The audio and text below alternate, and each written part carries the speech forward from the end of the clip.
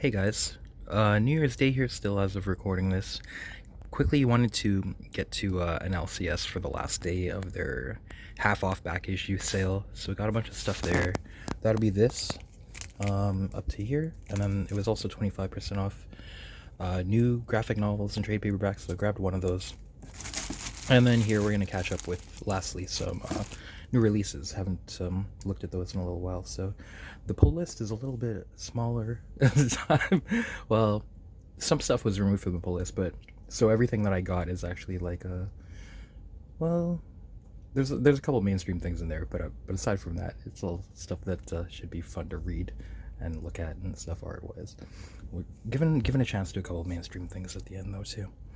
Okay, let's get going.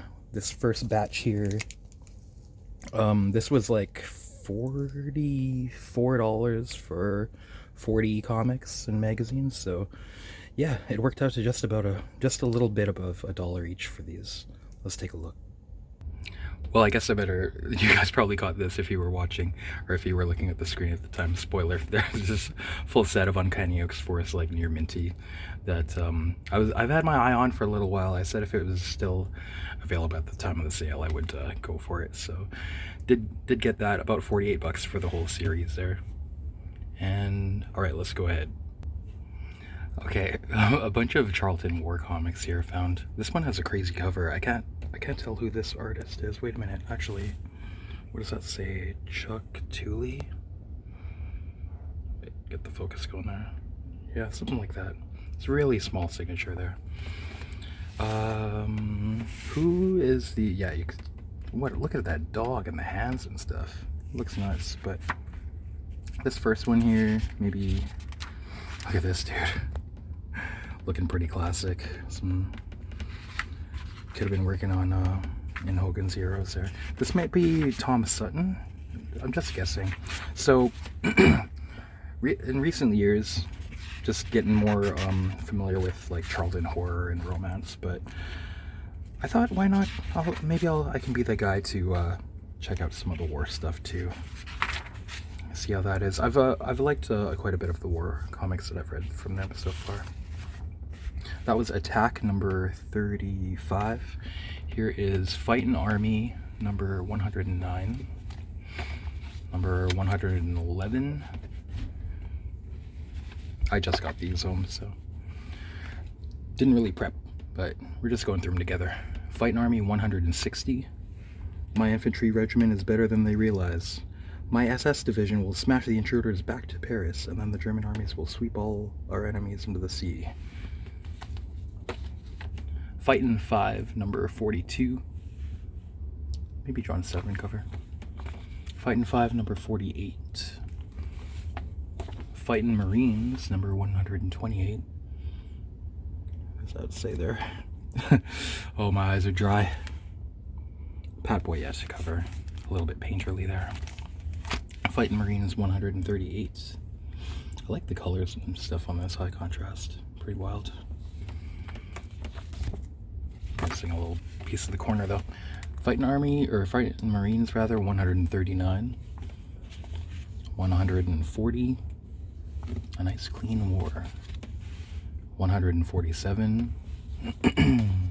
Fightin' Marines, 158. This is when, like, I brought up this pile here and I was like, let me know how much they are. They were like 50 cents each though, but like, yeah, looking at it all together, it's like about $1 each. But this one was like in my definitely I will get pile just because of this. Somebody altered the cover here.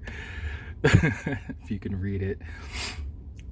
I guess it would have said, "You always were something, Kendall. You've proven it now. Go ahead and shoot. I'm ordering you to move out or I'll kill you on the spot." But somebody put white out and then drew over the speech bubble. It says, "You always were a shithead, Kendall." I mean, it's not like this comic would be worth that much, like, significant anyways, but this is that's really charming. It makes you think how fun it would be to do this to a lot of comics. Maybe it's vandalize or alter the captions and stuff. Pretty funny. Weird War Tales number 109 with the Creature Commandos.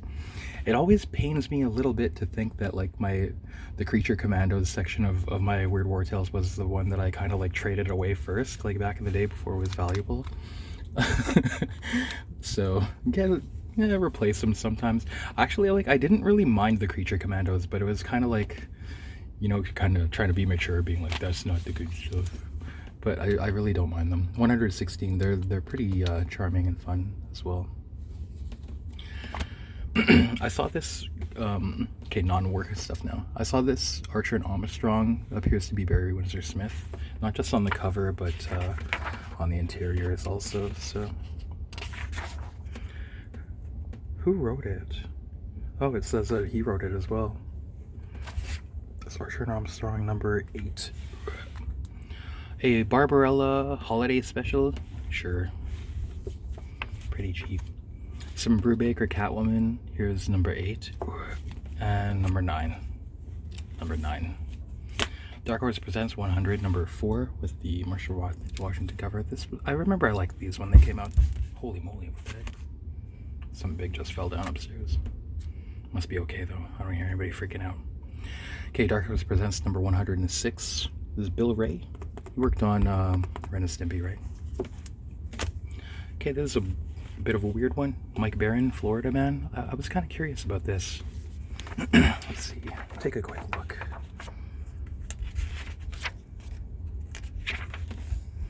I think this is like a little bit indie or like hard to get or something. It looks interesting. Okay, the issue of Grendel Devil's Odyssey that I was missing. This actually wasn't there some months back, so it must have just come in. That's Grendel Devil's Odyssey number 8. An extra copy of Grendel Devil's Crucible Defiance. Why not? Number 1. I think that's the second copy. This looks weird. This is an issue of Hee Haw from Charlton Comics. This is Hee Haw number 3. Bitter? You bitter? Yup, bit him too. Looks like it's those kind of jokes and stuff. The cartooning doesn't look bad though too. Maybe brushwork. Let's become oh, who's she? Become familiar with the world of Hee Haw maybe a little bit by this from this comic. You gotta be a jack of all trades, master of all lore. Some Hee Haw lore. Get it in ya. Yeah, another thing that I wanted to go back there for was there was a set of James Bond like a little short box of James Bond comic sets and runs like put together in sequence, but between me and the shopkeeper we weren't able to find it this time. But he did have a long box of kind of random Dynamite stuff. I was able to put this James Bond set together. This one by Christos Gage on the writing, so I know his writing is pretty good. Absolution was pretty awesome. Yeah, usually if it's like James Bond, Agent of Spectre, I'd be skeptical because that just sounds wrong. But Christos Gage on the writing. So that was number 1. Here's number 2, number 3, number 4, and number 5. I did like quickly glance, trying to selectively see the final panel to make sure that it was actually the end of the storyline, that I'm getting the complete one there. And yeah, just a 5-issue series. A little bit of a weird number there. So on the way there, I was catching up on some YouTube subscription videos, listening, and then Hercules Pedix was going over some Strange Tales. And it's just funny that like while I was hearing him cover this, I came across this Strange Tales 2, number 1, Raphael Grandpa. So it's kind of like, you know, when sometimes I say that, like when coincidence knocks, I'll answer. You know, it seems like it's written in the stars. Some nice art there. Yeah, these were when kind of different indie underground artists and writers were doing weird kind of like one-off, maybe parodies or satires sometimes on the Marvel characters. Marvel Universe. I don't know if they might have, if some of the stories might have been, what do you call it, like serious rather than comedic, but I guess we'll find out. I think, oh, Shannon Wheeler. I think Volume 1 had people like Peter Bagg and stuff too. Does it have like their Hernandez brothers and stuff too? I think, yeah, it's a lot of indie greats working in the Marvel Universe on these. Okay, moving on. I was missing these for a set of Astonishing X-Men Xenogenesis by Warren Ellis and Carrie Andrews. This is number 3, number 4, and number 5. I don't think I've ever got to read this because I only ever had like issues 1 and 2. So that'll complete that. Zorro, The Legendary Adventures, Book 2, number 1. This reprints stuff from back in the day. 1986, 1975. Okay. Looks pretty good. A friend of mine is looking for Perio covers. There's actually quite a good handful there, but to keep myself under control, I just grabbed one that I thought like looked especially interesting. There's kind of nice with the blues there. The Sheena, Queen of the Jungle, number 7. It was cool to find some EC reprints for pretty cheap, because usually these seem now more like about $5 each when they're in decent shape. You don't really see them cheap too often anymore. Shock Suspense Stories, number 10. And Tales from the Crypt, number 10. Maybe my favorite, because this it always has Jack Davis. My favorite, one of my favorites of all time. He'd be on my Rushmore. Very formative for me. What a great cartoonist. I even have like an original animation cell. Jack Davis, when I was doing a commercial for like lottery tickets, and it's so funny, all the caricatures and stuff. Okay, lastly, here's Shudder, number 21. This is kind of like a what would you call it?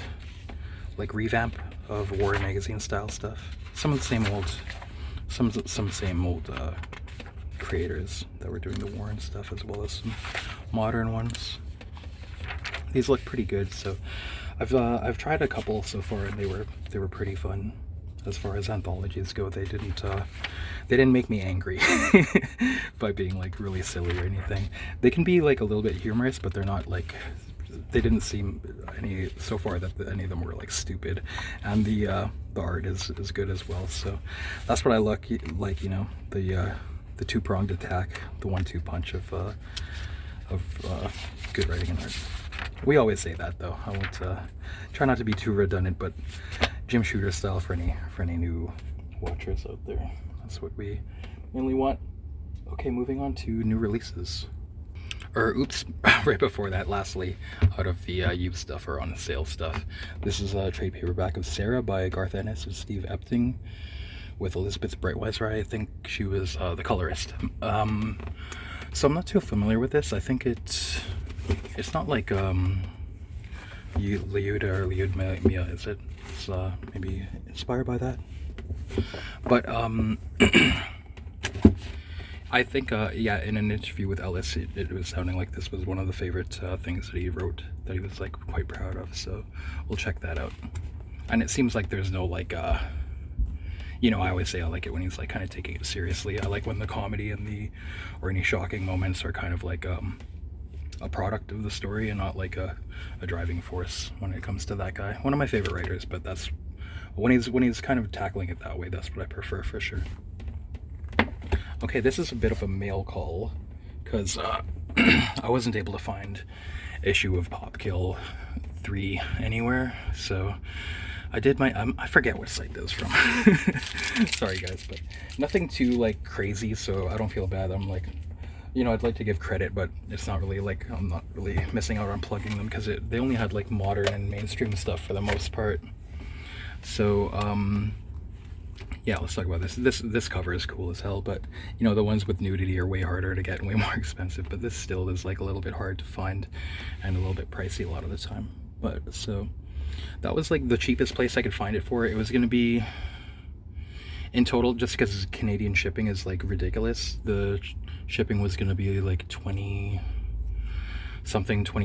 or something, and that was like the cheapest deal I could find anywhere to get this, along with the just normal cover price.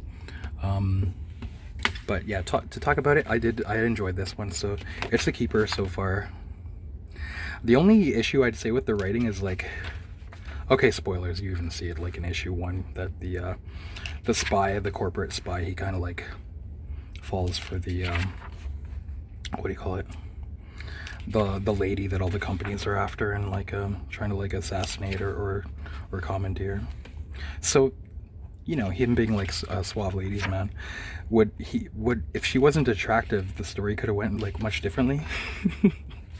not to be not to be an SJW here, but just that's one thing that I would say is like, oh yeah, it probably would, but it's just fun. Like I would, you can't, you what do you call it, suspension of disbelief.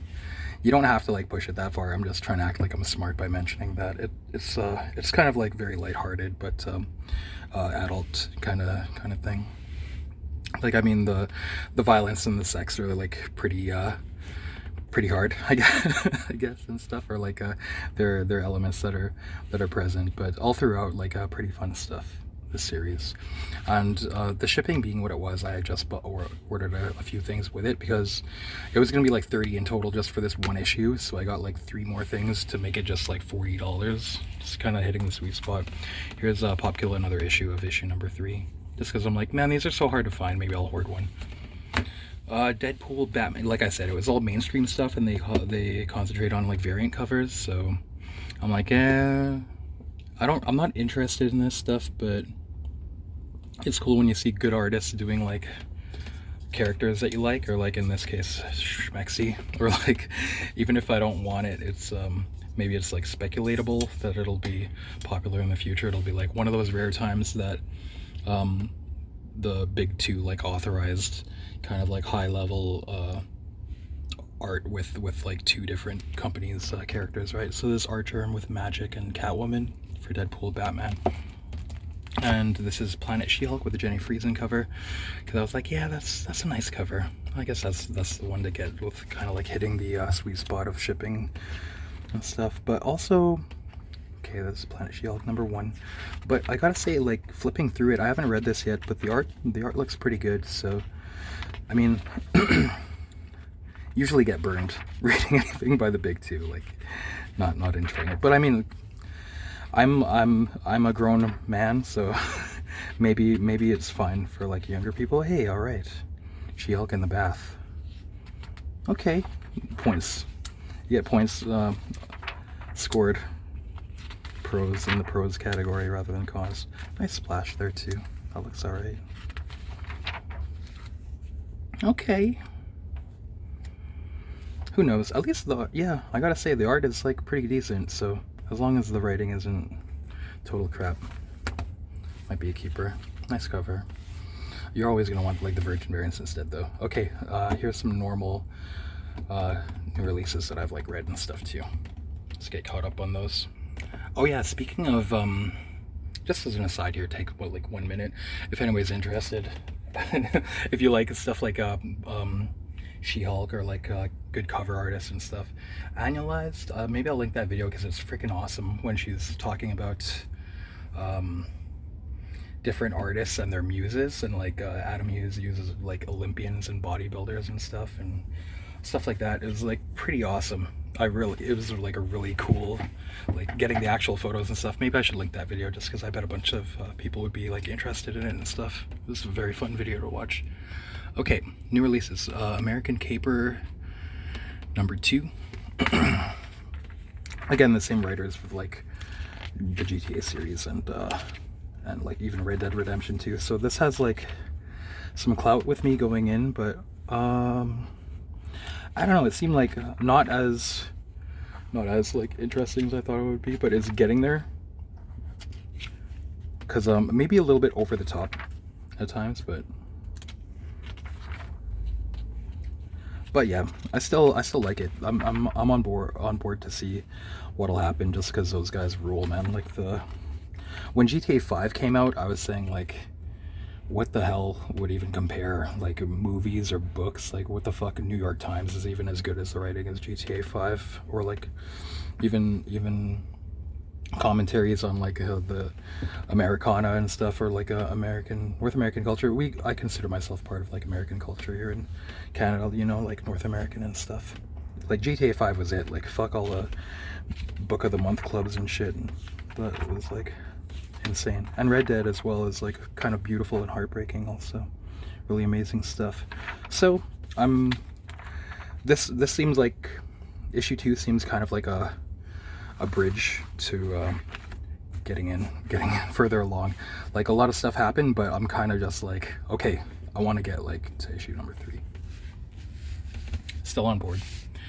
Again, with the... when I having that Deadpool Batman, I'm like, I may as well have the set and also try to get like a good cover with cool artists and characters. Storm and Wonder Woman on this one, Batman Deadpool by Jenny Fries. Number 1. I haven't read these, of course. I haven't read this shit yet. It'll probably take me a long time to get around to reading this. But I did read this one as far as the big 2 go. This is a foil cover, but wait, let's take a better look at this. Yeah, so this is a foil Sienkiewicz cover, because it was the only one that was there, but not bad. But sometimes the foil doesn't, it seems like it doesn't like translate well as to like portraying the details in the original art and stuff. But yeah, sorry, this is Batman Green Arrow, The Question, Arcadia. Honestly, if Batman wasn't in this, I'd be on board, because I love the Green Arrow and The Question. Probably the most, like, yeah, and it starts from the questions, like POV narration as well. It's great, you know, breaking into a facility. The most iconic version of The Question for me would be that Justice League animated series with the voice of the Reanimator himself, Jeffrey Combs, doing the voice. And it's just, you know, that's kind of a perk of this. If you're like me, you'll just imagine his narration in that Jeffrey Combs cold voice. So good. Yeah, it's pretty good. I'm into it. I like the art as well, because I'm sorry to say that the art on the old Question series, like, never, it always like took me out of it. It was too distracting for me.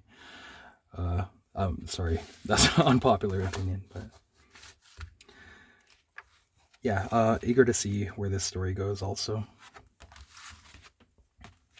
Who knows, though? I mean, like, you know, you get burned by the big 2 a lot, but as far as it goes, I'm like, they all seem very true to character, and I like that the Green Arrow and The Question are showcased, like, so prolifically in this series. Like, it's not all about Batman. Batman, he's good, though, but I want some fix of Green Arrow and The Question. That would be a treat. Okay, the final issue of Blood Type is issue number 4. Karina Beshko and Andrea Sorrentino. I liked it. Some good moments. Yeah, and Andrea Sorrentino's creative cartooning and layouts also always a highlight. Is it great? Yeah, I enjoyed the short story from I forget what title it was. One of those horror ones. That one I think I liked the best, and then this is like pretty good overall. I like that it's from the villain Vampiris' point of view as well. Maybe I'll revisit it. I think like it's a keeper for me so far. It's kind of like no question that it's a keeper for me, just because it's kind of hard to find good horror or vampire stuff that isn't like for teenagers or something. I don't know how to explain it. Just like about dating or some shit. This actually seems like it's more of a vampire story. So yeah, I do like it. It's like 75-80% sure that it's staying in the collection, that it's a keeper for me. I liked it. Event Horizon Dark Descent number 4. Unfortunately, I wasn't able to get issue number 3 anywhere, so I'm one behind, but you can kind of see what's going on here. I like that there's a depiction of hell, finally. A good depiction of hell. The reality kind of breakdown that it's kind of like being stuck in like a moment in time over and over, like slightly changing, or that you're dwelling upon, or something like that as well. Like it just being trapped. It's kind of interesting. I find it a little bit sad that it was like the kind of trope, kind of like shooting fish in a barrel trope of like an abusive parent and homophobia and stuff is pretty what would you call it, like paint by the numbers or something, or like kind of simple and cheap to make the villain of the story there. It's not really, there's not a lot of dimensionality to that, unfortunately, but it's still cool to get a cool depiction of hell. Why does it remind me of Bill and Ted's Bogus Journey a little bit? Alright, I'm an idiot. Like, nobody wants to hear that, but a little bit the same. That abusive father may as well be that just that bunny chasing after him when you get to like the depth of it. But it is cool though. The hell is cool. I'm still with it. I'm still gonna check it out. And the art is sick. It was a little stronger. The first issue was the strongest so far, but yeah, I'm still looking for these. Good as Dead #4. This is one like the series I'm the most excited to get monthly or whatever. Sorry. There are a lot of characters though, so it's kind of hard to. I'm like, what's going on with these guys again? Like when it's a month later.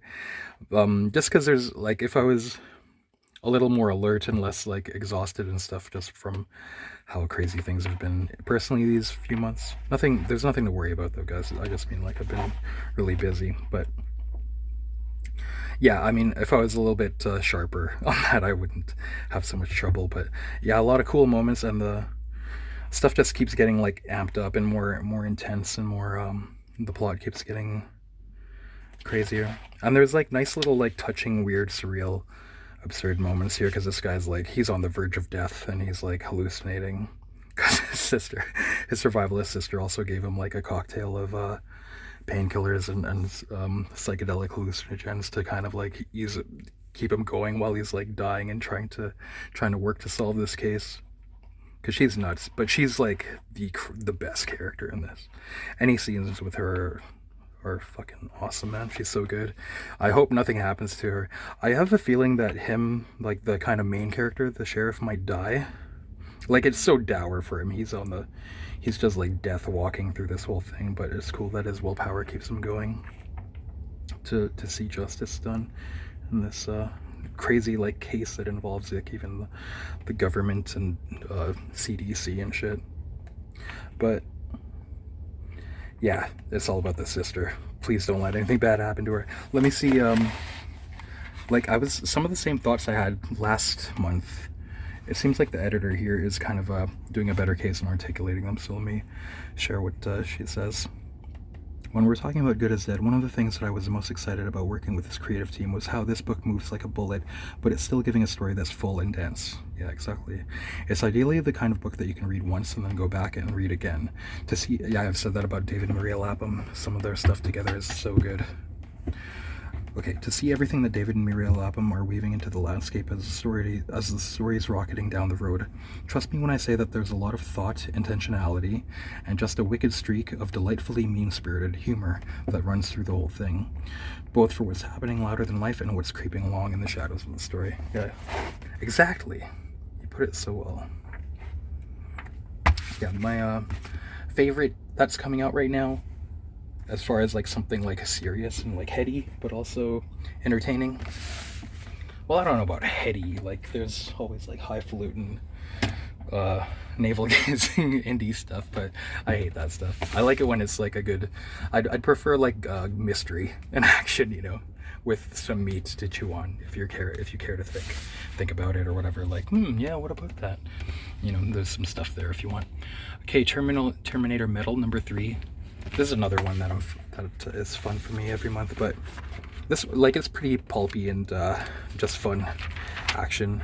This one here, the Terminator robot in the Old West, they miscalculated the amount of time to send it back, and it's kind of like it's like it finds out the year and it's like just resting, being like, okay, I'll just like set the timer and then I'll like come back online, but the cave it's in gets disturbed, so it comes back online prematurely in the Old West still.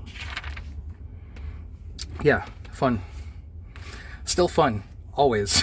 Shalvey Terminator Man.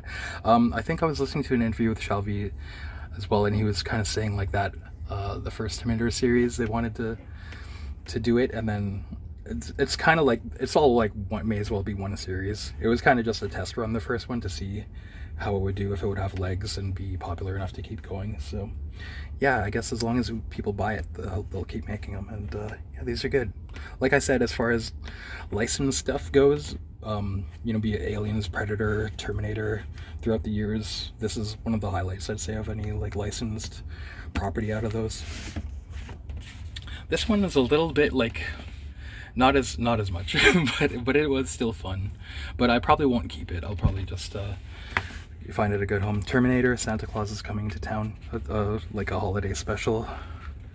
And I don't know if I want to reveal how it ends up in a Santa suit, but it does make sense. It's pretty funny. Well, I guess I can. If you're, it happens in like the first few pages or whatever. Just lands in a department store and looking for something that fits. And the survivors in this like post-apocalypse era, or it's Christmas for them, and they're kind of like just talking about what was Christmas like, you know, because nobody's around to remember really except the older people. And then this thing shows up and they're like a little bit freaked out. Pretty fun, but not as like serious, or, you know, this is more like lighthearted, I guess. So depending on if you like that kind of thing or not. It's like it was a larf enough. Like maybe you'd like just read it, but I don't know if you'd want to like really own it. Depending if you like that kind of thing. People that would like this kind of thing, yeah, it's perfectly fine for that, you know. Okay, TMNT Journeys number 4. Fun. It keeps going. It keeps going. We're gonna see what's gonna happen. I was happy to see Karai in this. That was my favorite part. Yeah. I don't know what else to say. I never say too much about it, but I'm just like along for it and stuff. And it was nice to see the, what are they called? The Urdons or something? Let me see. What do they call them again? Yeah, it's nice to see these guys. You ever have these toys of like Krang and that little like walker thing that he had to get around in? Oh man. Those were the days, brother. What are they? Yeah, this is kind of like, I wish there was more of this kind of thing. This is what I like in classic Turtles, when there's like these action sequences that go on for several pages and stuff. That's kind of like the best, I'd say the best Turtle comics have that stuff. So it was cool to see that. Okay, what did I was just trying to see if I could find out what those aliens are called. Okay, the Utroms, that's it. Alright. Okay, sorry about this. I haven't read this one, Terry Moore trigger warning, because I never read Strangers in Paradise, so I'm kind of like, could I just jump in on this? I'm not sure. I just didn't get around to trying, so I'm not sure if I should. If I should just try and jump ahead or jump on in. This is one I think was supposed to maybe ship in October. I probably shouldn't show this. That's probably a little too gratuitous. This is a Virgin cover variant by Tim Vigil for this. What is this called? Like Zombie Terror or something? Zombie Terrors from Asylum Press. And I was surprised too that the reading experience was pretty good. Better than most anthologies. I kind of wish I had ordered this cover as well. A risque. By the first story by these friends going to this like a comic convention was actually quite good. You know, these all take place while there's like a zombie outbreak happening, so it's pretty funny. This is like I like seeing that this is like kind of written with some love. What are they saying? Maybe I can find a few Silver Age horror comics. Dollar readers, I'm on a budget. It just has like good stuff like that. Looks like a lot of dealers, Golden Age, Silver, and Modern. I see a bunch of dollar bins. I found a near mint copy of blah blah. They have like just fake titles in this. Hopefully their prices aren't too high. I hate those slabs. It's so stupid. Why would you want to seal a comic book in plastic? Comics are for reading, you morons. I can see that, like, I think when they're, have we talked about it on this channel? When they're like culturally or monetarily like highly valuable, I could see slabbing them. I just didn't like the, you know, the kind of like trend of like trying to artificially inflate those values and act like things are valuable in terms of like culture or money just by putting them in slabs. Like, it was kind of like speculator shit, and it was like really overdone, really silly a lot of the time. But yeah, like really old or like valuable stuff, I can see slabbing stuff. I'm not like totally against it. Like, definitely if I had like a nice golden or like valuable comic, I don't know. Or like, it's one of those things I would want myself to be able to like flip through it and read it, but I wouldn't really let anybody else touch them. I think maybe that's the thing. Okay, I'm getting some bargains, $1 and retro robot figures. The one dealer always has Silver Age keys at good prices. Step right up. We got Silver Keys, 70s horror, 90s indie. It's pretty fun. And then these guys, yeah, they have these cosplay chicks. They're kind of analogs for real life characters too. So the reason why I should have probably got that other variant cover that has like, there's like a Psylocke analog naked. But yeah, the cosplay chicks, they have a crush on her zombies, and this guy bought like a replica, really expensive replica sword that's like sharp and sturdy, so he's like using it to fend it off. It sounds silly, but it's actually kind of like the dumb kind of fun in an anthology that has enough love in it that it's like, you could tell these guys probably, even though they had like a certain number of pages only, they were trying to like make the most of it, not just like treat it like, okay, here's an assignment, we got to get this in, get the paycheck or whatever. The second story is pretty good too. During the zombie outbreak, this guy's like a serial killer who also has cannibalistic tendencies, so when he finds out that there's like people going around killing and eating people, he's like, what? They're trying to be like me? Pretty funny. And the art's pretty good too. Nothing mind-blowing, but at least it doesn't suck. That's what I say about the stories in this. Thankfully, not just the Tim Vigil, but yeah. And then this story, the third one, is by Jeff Vigil on the script, story by Mark Kidwell, and art by Tim Vigil.